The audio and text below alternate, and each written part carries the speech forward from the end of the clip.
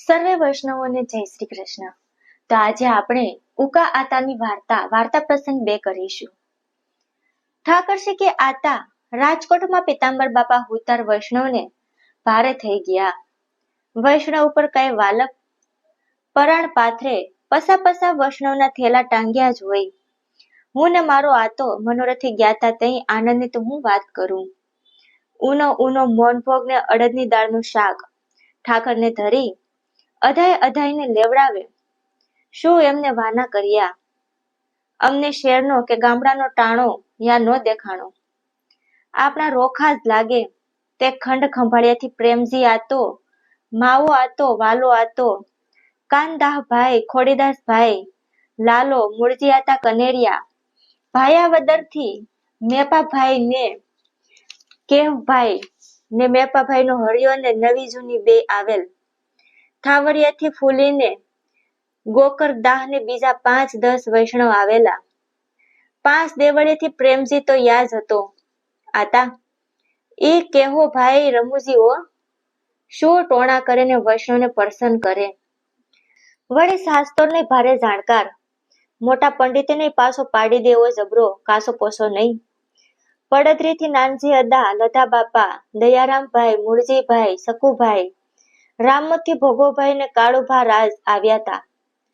કુંડલેથી ગાંડો અદો, બેટથી માતા પિતા, મોલડીથી નારાયણ દાહ ને મોતીબાઈ, વણથીલીથી દેવકરણભાઈ, એનો નાનો ભાઈ કરસનદાહ, પાનીબાઈ ભરામણ, વૈષ્ણવ, ભનિયો, વેકરિયાથી રાઘવ આતો વી આવેલા. શું વાત કહું, આનંદના તો ઓધ ભર્યા. લાલ બાવા શ્રી ગોકુલેશજી, અમરેલી વાળા શ્રી વિઠ્ઠલેશજી બિરાજતા હતા. તે ભગવદ વાર્તાનો તો શું આનંદ હતો. સુબોધીજીનો રસ તો હો ભાઈ હો. હું આતા નાનકડો, મને ટાણો થોડો. બધા કે સુબોધીજીનો રસ અમે સાખ્યો, પણ મને કોઈએ ન દીધો. આતા એ કેવો મીઠો હશે. આતા કે ગાંડા, એ કઈ પીવાની વહત થોડી છે, એ તો પુસ્તક છે. એમાં ભગવાનની લીલા છે. એ લીલાનો રસ તો સમજતા હોય એ કાનેથી પીએ, મોઢેથી પીવાનો નથી. ગાંડા અદાના ભત્રીજા જટાશંકરભાઈ અમરેલીમાં હીરા અદાના યા વાસતા. હીરા અદાઈ નાય વૈષ્ણવ હતા ને દ્વારકાનાથજીના કીર્તન્યા હતા. એ એનો ઉત્તર વાળતા. શ્રી હરિરાયજી કહે છે કે જેને સુબોધીજીની નથી સાંભળેલ તેનો જન્મ અકારથી ગયો હો. ઠાકરજી કે હે આતા, સુબોધજીને માં શું વાત આવે? આતા કે એ મારે નાને મોઢે નહીં કહું, મને થોડું સાંભળી આવ્યું છે એ કહું. ભગવાન વનમાં ગાયું સારવા ગોવાળિયાને લઈને પધારે છે, પછી મોરલી વગાડે છે. વરસમાં ગોપિયું સાંભળીને ભગવાનના સ્વરૂપનું ધ્યાન કરે છે. પેલા તો વેણુ વગાડીને કામાતુર કરે છે, પછી ફરીવાર વગાડે છે. તે તો જાણે ભગવાન નાદની સુધા રૂપે કેમ રથમાં પધાર્યા હોય. ને પછી ગોપિયું ભગવાનના સ્વરૂપ પગલે વરણ કરવા માંડે છે. મોરના પીસાનો મુંગટ છે, નટના જેવું સ્વરૂપ છે, કાનમાં કરેણના ફૂલના ગુચ્છા ધર્યા છે, પીળા પીતાંબર ધારણ કર્યા છે, વૈજંતી માળા ધારણ કરી છે અને વેણુને અધરામૃતે પૂરે છે. ગોવાળિયાઓની હારે વનરા વનમાં ચરણથી પધારી અનેક રમણ કરે છે. એમાં તો ઘણી વાતું છે, વધારે કહું. એ લીલા કળિયુગમાં મહાપ્રભુજીએ પ્રગટ કરીને અધિક સુખ આપ્યું. વળી વનરાવનમાં મોરલીની 7 વિંધમાં અધરામૃત ભર્યું. એ વેણુશ્રી ગુસાઈજીનું સ્વરૂપ છે ને બાળક 7 વિંધના સ્વરૂપ છે. એ ઉપર એક પદ પદ્મનાભ દાસે ગાયું છે. ભાવ બહુ ઊંચો છે, સાંભળ્યું છે? થોડુંક યાદ છે એ તને કહું છું. અતરંગ બહિરંગ પ્રસંગિક મધુર મધુર બંસી ગુણગાની સપ્તરંધ્ર વહે પ્રગટ કેલી કર પ્રચુર કરી સખી બહુ જ સયાની. આનો અર્થ બહુ ભારે કર્યો તો. અતરંગ ભક્તોને હદામાં રસ પ્રગટ થવા સારું મધુર મધુર વેણુ વગાડી. બીજાએ તો નાદ માત્ર સાંભળ્યો, એની અતરંગને ખબર પડી. 7 બાળક દ્વારા ભૂતલ ઉપર ભગવત રસનો અનુભવ ભક્તોને થયો. કાળના પ્રભાવે મારે કંઈક સંકોચાવું પડે છે એટલે નહીં કહી શકતો. અધિકારી બહુ ઓછા નજરે પડે છે.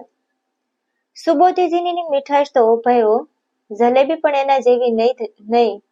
ઘણાય બહુ સાવડા હોય અને જેનું ખાધા પીધામાં જ ધ્યાન હોય એને ઈ રસ પરાપત ન થાય. ભાગ્ય વિના ઉત્તમ વહત ન ભોગવાય. ઉત્તમ વહતના તો ઉત્તમ ભોગી હોય. સાકર ખાવા વાળા સાકર ખાય ને ગધેડાને ખવડાવે તો મરી જાય. અનઅધિકારી તો સંસારના સુખમાં જ આનંદ માને, કાકે માયામાં જ ભરેલા છે. ઠાકરસી કે આતા મોરના મુગટ ભગવાને શી હારું ધર્યો હશે. આતા કે મોરમાં વિષય નથી, મોર નિર્દોષ છે. પ્રભુ નિર્દોષ વહતનો જ અંગીકાર કરે છે. મારું તારું જેને ન હોય એ નિર્દોષ, જેને લૌકિકમાં મમતા, આસક્તિ, અભિમાન, ઈર્ષા હોય એવા જીવ ભગવત રસના અધિકારી થઈ શકતા નથી. આ માર્ગ તો દીનતા ભાવને અંતરના સ્નેહનો છે. પ્રભુને પ્રસન્ન કરવામાં જ આ 3 વાનાની જરૂર છે. હવે સુઈ જા, કાલે કહીશ. વાર્તા પ્રસંગ 2 અહીં સંપૂર્ણ થાય છે. વાર્તા પ્રસંગ 3. બીજેથી ભગવત વાર્તા કરવા બેઠા તઈ ઠાકરશ્રીએ પૂછ્યું, હે આતા, તમે મારા હતા કણે આવ્યા તા અને ઈ ટાણે ઉકોય હતો. તે દી જે પ્રસંગ ચાલ્યા તા તે દી વૈષ્ણવના ધર્મની વાતો ચાલી હતી. હે આતા, વૈષ્ણવના ધર્મ કેવા હોય? આતા કે એ વાત બહુ દોયલી છે. ધર્મ આવો બહુ કઠણ છે, માથા હાટે છે. ઉકો કે જગતનું દૂષણ એ ભગતનું ભૂષણ. સાંભળ એક વાત કહું. કરસનદાસ અસ્ત્રી પુરુષ વૈષ્ણવ હતા. ગરીબ બહુ, લોટની ચપટી માગી આવે ને લૂણ ટીકડા ઠાકરને ધરે એમ નિર્વાહ કરતા. એમાં એકવાર 5 વૈષ્ણવ આવ્યા. કરસનદાસ તો ઘરે નહોતા. બાઈ ઘેરે એકલી વિચારમાં પડી ગઈ કે હવે શું કરવું. એટલો તાપ થયો કે હમણાં પ્રાણ જાતા રહે. તે પ્રભુએ એને એક વાતની યાદી કરાવી. બાઈ બહુ સ્વરૂપવાન. જળ ભરવા જાય તે એક વાણીઓ હાટે બેઠો બબડતા કરે, તું એકવાર મારી કણે આવી તો તું કે ઈ આપું. પણ બાઈ હામુય ન જુએ. એને ધનનું થોડું જ કામ હતું. ભગવાનના ભગત ધનમાં લોભાય જ નહીં. એનો તો બધું ધન શ્રી ઠાકોરજી જ હોય. બાઈએ વિચાર્યું કે હવે બીજો ઉપાય જ નથી. ધર્મની હારું ભલે કાયા વેચવી પડે પણ આજ વાણિયા પાસેથી સામગ્રી લઈ આવું. પછી બાઈએ કહ્યું કે મારી પાસે પૈસા નથી, હું રાત તમે કહો છો એ હારું આવીશ, પણ 4 જણ પ્રસાદ લીએ એટલી સામગ્રી આપો. બાઈનો હૃદય તો દુઃખમાં રૂંધાઈ ગયો હતો. શું કરે? રાતે જવાના વડાડ કરી સામગ્રી આણી, રસોઈ કરી એ સામગ્રીનો પ્રસાદ વૈષ્ણવને લેવડાવી દીધો. કરસન સુપટી કરીને આવ્યા. વૈષ્ણવને દેખી બહુ રાજી થયા, પણ ત્રાસકો પડ્યો કે હાય હાય, હવે શું કરવું? હે પ્રભુ, અટાણે ઊંચે આભને નીચે ધરતી છે, ઘરમાં કઈ નથી. હે રોટલાનો લોટ લાવ્યો છું, એમાં કેમ કરવું? પ્રાણ નીકળી જાય એવું દુઃખ થયું. હૃદય ભરાઈ આવ્યો. ઘરમાં જઈ પૂછ્યું, અરે હવે શું કરવું?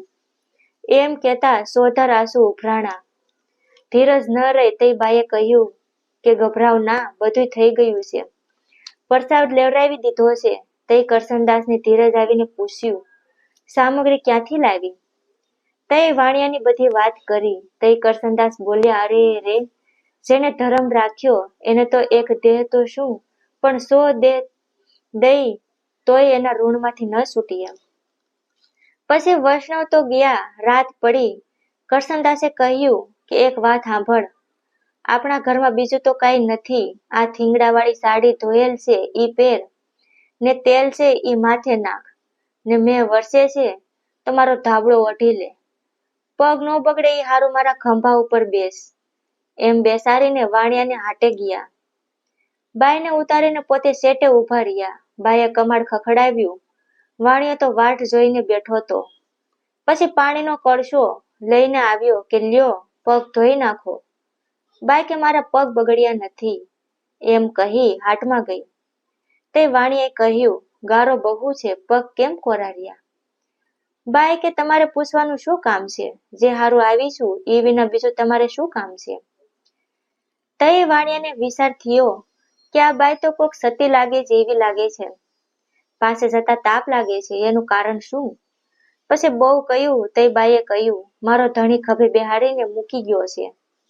તે વાણિયો બોલ્યો, તારા ધણીને એવું કેમ પૂછ્યું કે પારકા પુરુષ પાસે મૂકવા આવ્યો? બાઈ કે, એ વાત તમારે જાણવાની નથી. તે વાણિયાને દીનતા આવીને પગમાં પડ્યો, હવે તું મારી ધર્મની બેન છો ને મારો અપરાધ માફ કરો. મારામાં ધર્મ આવે એમ કરો, હું તો તમારો સદાનો ગુલામ છું. ઠાકરસિંહ, આ વૈષ્ણવના ધર્મ જીવોભાઈ ધોળવાળા સાંખી કહેતા, તેમાંથી એક અર્ધી યાદ છે. પેટ ફાટી સો કહ ભયો, યો ફાટક કચ્છું ઓર. એટલે દીકરા, ધર્મ તો માથા હાટે છે. એક ભગવદીએ ગાયું છે કે પ્રેમ પંથ મેં પગ ધરે, ફેર કરત હે લાજ, નારાયણ નહીં નહીં, બાતન કે મહારાજ. વાતો કરનારા તો ઘણાય મળે, પણ વર્તનારા થોડા. એ તો ભગવાને જેને દાન કર્યું હોય એ વર્તી શકે. બીજી સાખીમાં કહે છે કે સોરસ બચી સ્નેહક લગે શીકે દાવ, નારાયણ આશક બીના કો ખેલે ચિત જાવ. આ તો માથાના દાવ ખેલવા પડે છે. ઉકો કે હે આતા, વૈષ્ણવ ગુરુદેવ અને ભગવાન એક રૂપે કેમ રહ્યા હશે? આતા કે એ વાત બહુ લાંબી છે, પણ તને ટૂંકમાં સમજાવું. આપણા માર્ગનો ભાવ ભગવત ભાવે છે. બધી પ્રભુ સંબંધી જણસમાં ભગવાન બરોબર ભાવ રાખવો જોઈએ. ભગવાન સંબંધી બધી વહત ભગવાન રૂપ છે. ભગવાન અને ભગવાનના ગુણ એક છે. ભગવાનના ગુણ જેનામાં પ્રવેશ કરે એ ભગવાન બરોબર ગણાય. જીવોમાં આનંદ નથી, જળમાં સત છે ને સમજણ નથી. જીવ વધે છે ને સમજે છે એટલે સતને ચિત્ત છે, આનંદ નથી. પણ ભગવાનના ગુણોના હૃદયમાં પ્રવેશ થાય એટલે ભગવદીય ભગવાન બરોબર થાય છે. ઉકા આતા વાર્તા પ્રસંગ 2 અને 3 અહીં સંપૂર્ણ થઈ છે. આગળના ભાગમાં વાર્તા પ્રસંગ 4 કરીશું. જો તમને વાર્તા પ્રસંગ 2 અને 3 સારા લાગ્યા હોય તો શેર કરવાનું ભૂલતા નહીં. જય શ્રી કૃષ્ણ.